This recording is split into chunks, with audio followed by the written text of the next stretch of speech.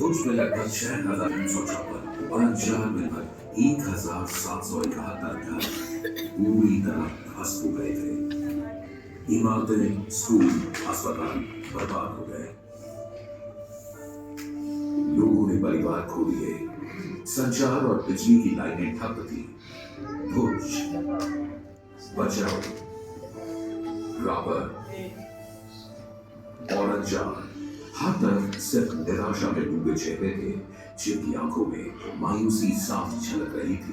स्थिति की जानकारी लेने के बाद गुजरात सरकार ने सक्रिय रूप से प्रतिक्रिया की और ये सुनिश्चित किया कि लोगों और प्रशासन के बीच कुशल और प्रभावी सहयोग हो। सहायता मांग रहे हर हाथ को थामने के लिए कई हाथ आगे बढ़े।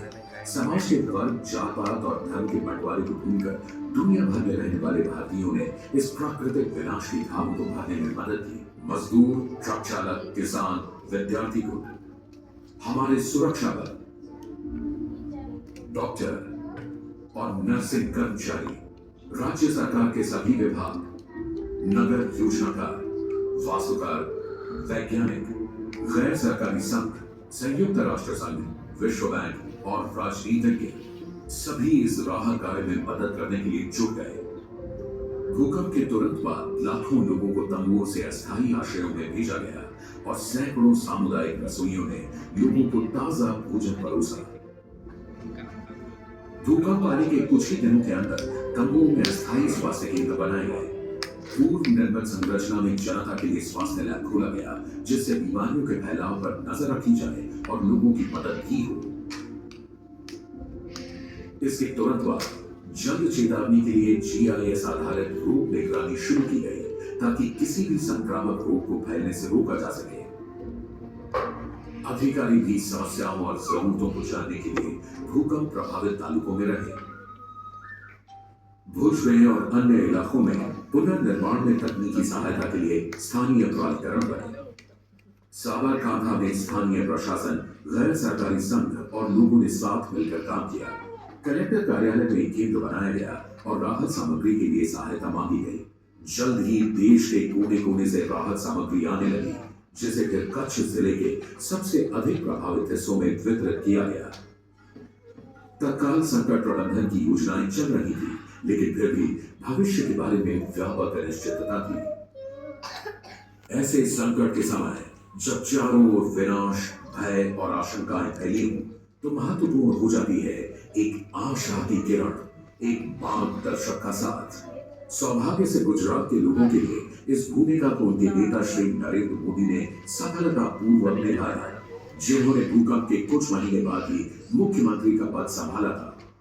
मुख्यमंत्री मोदी की दूरदर्शिता, सक्रिय दृष्टिकोण और दृढ़ता ने न केवल आपदा प्रबंधन प्रयासों को सुविधाजनक बनाने और जारी रखने में मदद की, बल्कि एक प्रभावी पुनर्वास और पुनर्निर्माण कार्यक्रम के निर्माण में भी मुख्य भूमिका निभाई।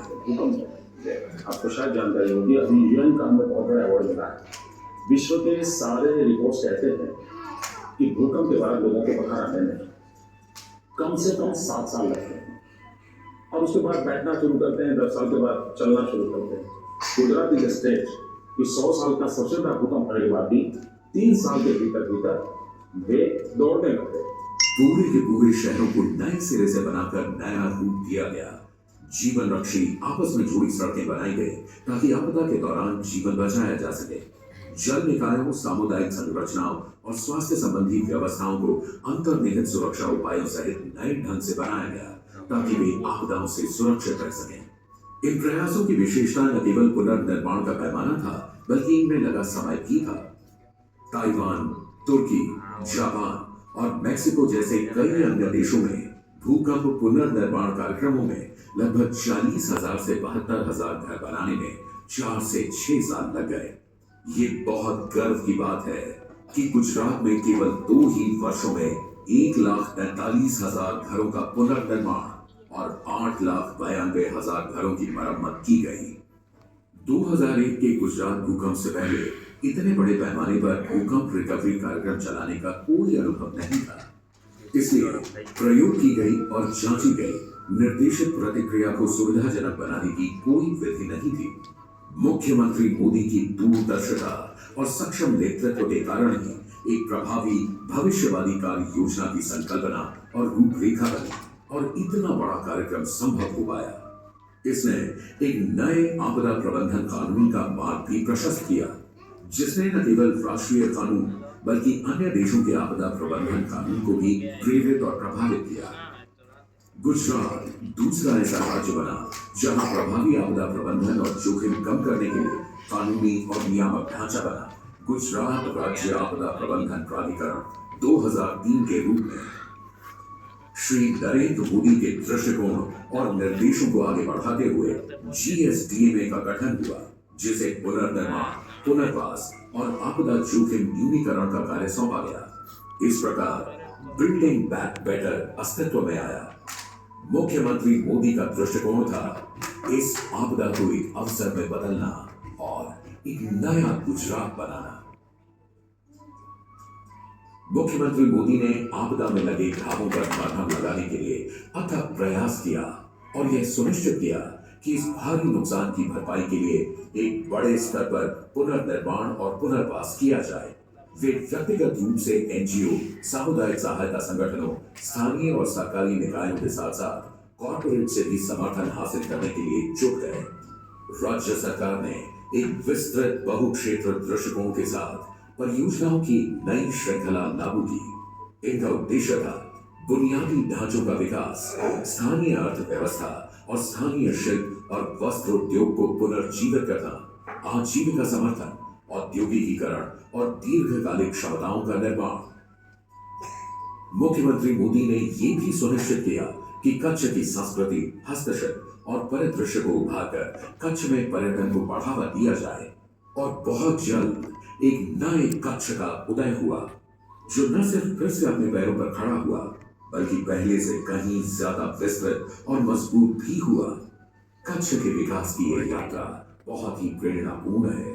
लोगों के अदम्य साहस और उनके नेता के दृढ़ संकल्प ने राज्य को पुनर्जीवित किया।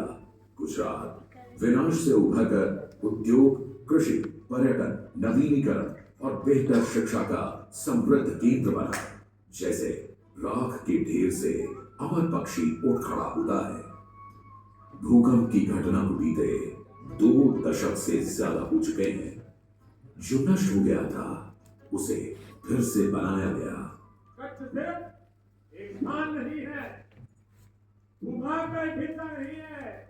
ये कच्छ तो पीड़ित है, जीती जागती भावना है, जिंदा दिल मनोभाव। आशा ने नया जन्म लिया, सपने फिर से देखे गए, जिंदगी भी आगे बढ़ी और एक बार फिर से हिम्मत और हौसले की जीत हुई।